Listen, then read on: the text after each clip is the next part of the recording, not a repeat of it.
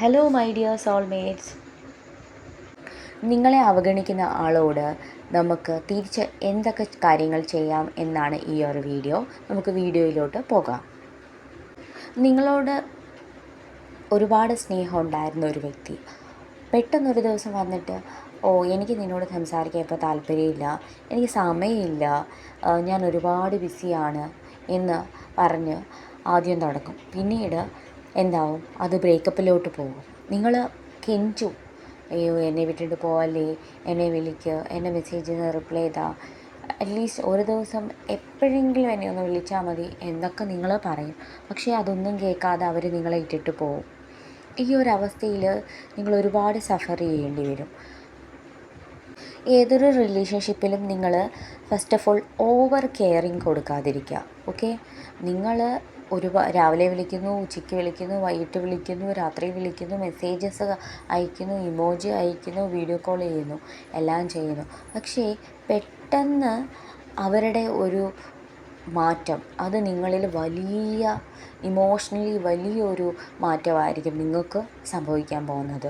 So അതുകൊണ്ട് നിങ്ങൾ over care കൂടുതൽ കൊടുക്കാതിരിക്കുക. ഓക്കെ, അതുപോലെ തന്നെ നിങ്ങൾ ശ്രദ്ധിക്കേണ്ട ഒരു കാര്യം, കാര്യങ്ങൾ ഹൈഡ് ചെയ്യുന്നുണ്ടോ. എന്തെങ്കിലും ഒരു കാര്യത്തെപ്പറ്റി ചോദിക്കുമ്പോൾ അല്ലെങ്കിൽ പറയുമ്പോൾ അതിനെപ്പറ്റി വ്യക്തമായ കാര്യങ്ങൾ, ഇൻഫർമേഷൻസ് ആണോ നമുക്ക് തരുന്നത്. ഞാൻ ഇന്നടുത്ത് പോയി എന്ന് പറയുന്നു, ഇപ്പോൾ ഞാൻ എറണാകുളത്ത് പോയി എന്ന് പറയുന്നു, പക്ഷേ കൊല്ലത്ത് നിൽക്കുന്ന ഒരു ഫോട്ടോ ഇടുമ്പോൾ നമ്മൾ എന്താ വിചാരിക്കേണ്ടത്, അതിനെല്ലാം ക്ലാരിറ്റി ഉണ്ടോ എന്ന് നിങ്ങൾ നോക്കണം. ഓക്കെ, പിന്നെ മൂന്നാമതായിട്ട് നമ്മളിവിടെ പറയാൻ പോകുന്നത്, നിങ്ങൾ കൂടുതൽ ടെൻഷൻ അടിക്കാതിരിക്കുക. ടെൻഷൻ എന്ന് വെച്ച് കഴിഞ്ഞാൽ, ഈ ഒരു എന്നെ രാവിലെ വിളിച്ചില്ല, എന്നെ അല്ലെങ്കിൽ ഉച്ചയ്ക്ക് വിളിച്ചില്ല, നിങ്ങൾ വെയിറ്റ് ചെയ്യുക, ഇന്നത്തെ ദിവസം എന്നെ വിളിക്കുന്നുണ്ടോ എന്ന്. 2 ദിവസമായി എന്നെ വിളിക്കുന്നുണ്ടോ. പിന്നെ ഇത് 2-3 ദിവസം കഴിഞ്ഞിട്ടും വിളിക്കുന്നില്ല. എന്തുകൊണ്ട് വിളിക്കുന്നില്ല? എല്ലാ കാര്യങ്ങളും തിരക്കി അറിയുക. അല്ലാതെ ഓവർ ടെൻഷൻ തലയിൽ വെക്കരുത്. എപ്പോഴും നമ്മൾ അവർക്ക് ഒരു പ്രയോറിറ്റി കൂടുതൽ കൊടുക്കുമ്പോൾ എന്താ സംഭവിക്കുന്നത്, അവർ നമ്മളെ വെറും എന്താ പറയുക, പുല്ല് വിലയായിരിക്കും നമുക്ക് തരുന്നത്.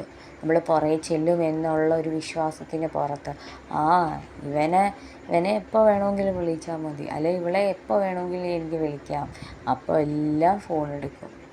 അതുപോലെ തന്നെ നിങ്ങൾ എപ്പോഴും ഫോണ് അറ്റൻഡ് ചെയ്യാതിരിക്കുക, കുറച്ചൊക്കെ അവോയ്ഡ് ചെയ്യാൻ പഠിക്കുക. എപ്പോഴും ഫോൺ എടുക്കേണ്ട കാര്യമില്ല. ഞാൻ അമ്പലത്തിൽ പോയായിരുന്നു, ഇന്ന അവിടെ കൂടെ പോയി, ഇന്ന ഡ്രസ്സ് ഇട്ടുകൊണ്ട് പോയി, ഞാൻ ഇന്ന അർച്ചന ചെയ്തു, ഞാൻ ഇന്ന ബസ്സിൽ കയറിപ്പോയി, ഞാൻ അവിടുന്ന് കോഫി കുടിച്ചിട്ടുണ്ടായിരുന്നു, അതിനുശേഷം ഞാൻ എൻ്റെ ഫ്രണ്ടിനെ കണ്ട് സംസാരിച്ചു. ഇത്ര ഡീറ്റെയിൽസ് ഒന്നും വേണ്ട. നിങ്ങളെ അവോയ്ഡ് ചെയ്യുമല്ലേ, അപ്പോൾ നിങ്ങളും തിരിച്ച് ഞാൻ പോയായിരുന്നു, വീട്ടിൽ വന്നോ ഇല്ലയോ ഒന്നും പറയേണ്ട കാര്യമില്ല. പിന്നെ പറയുന്നൊരു കാര്യമാണ് കമ്മ്യൂണിക്കേഷൻ. നിങ്ങൾ തമ്മിൽ സംസാരിക്കാറുണ്ടോ? എല്ലാ കാര്യങ്ങളും തുറന്ന് സംസാരിക്കാറുണ്ടോ? എനിക്കൊരു പ്രശ്നം വന്നാൽ എൻ്റെ കൂടെ നിൽക്കാറുണ്ടോ? ഇന്നും നിങ്ങൾ നോക്കേണ്ട ഒരു കാര്യമാണ് ഇത് രണ്ടും. കമ്മ്യൂണിക്കേഷൻ, എല്ലാ കാര്യങ്ങളും തുറന്ന് സംസാരിക്കണം. എത്ര വൾഗറായിട്ടുള്ള കാര്യമാണെങ്കിലും, എത്ര സീരിയസ് ആയിട്ടുള്ള കാര്യമാണെങ്കിലും, എത്ര സിമ്പിളായിട്ടുള്ള ഒരു കാര്യമാണെങ്കിലും, ഉദാഹരണം പറയാം, ചെറിയൊരു കാര്യം എന്ന് വെച്ചാൽ ഒരു ഡ്രസ്സ് എടുക്കാൻ പോവുകയാണ്, നിങ്ങളെല്ലാ കാര്യവും സംസാരിക്കാറുണ്ടോ?